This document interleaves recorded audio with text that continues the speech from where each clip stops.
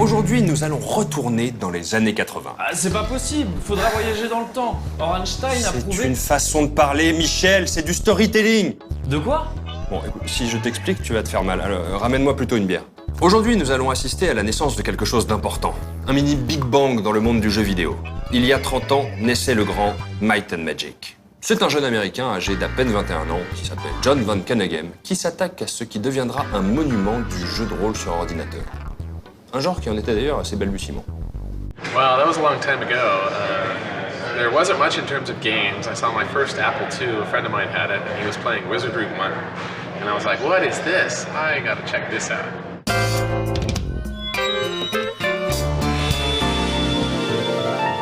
And I got totally addicted to it, and of course I found Ultima 1, and I got an Apple II, and I started playing, and really enjoyed those games. And of course I played a lot of board games and D&D, so this was really cool. And kind of my original motivation when I first started thinking about making one was I loved playing games with my friends, but we could rarely get together regularly, and it was hard to get a bunch of people together even on a Saturday.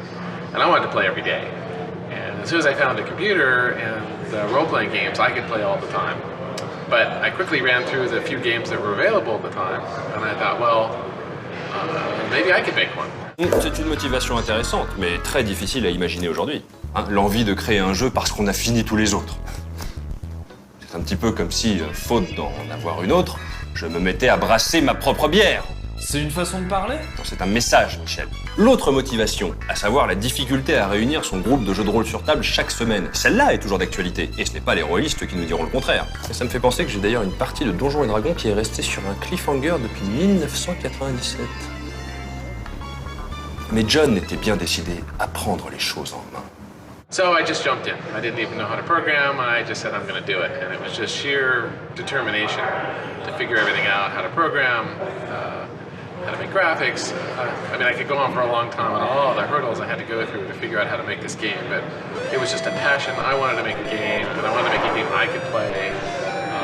That's kind of like why I wanted more of an open world, a lot of randomization, so I could play it over and over. And, one thing led to another, and the game just kept growing, and I just kept adding features, and it was just exciting to see it working. A lot of times I would just play it instead of actually working on it as the time passed.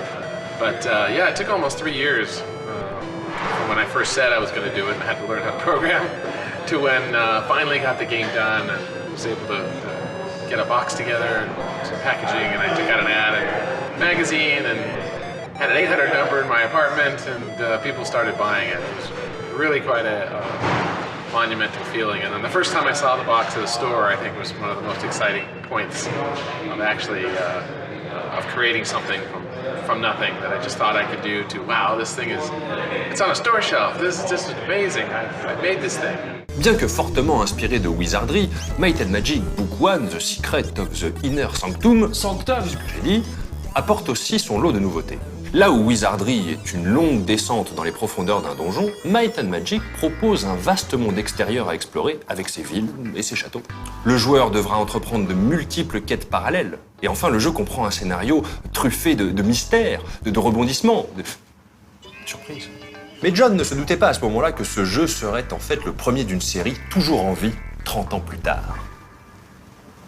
Initially, I didn't even know there would be an X1.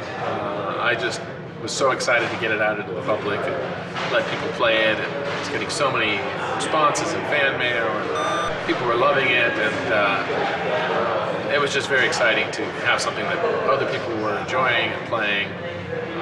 And then the next thing was immediately had to get it onto other computers because it was only on the Apple II. We had Commodore 64 and IBM PC and then Macintosh, etc., etc. So the main focus of that was get it on more machines so more people could play it and just keep building on it. But I never even thought of the concept of a sequel for quite a while. So yeah, but still very fun, and it turned out so much more than I ever thought it would be when I first started it. It just came alive. It's like magic.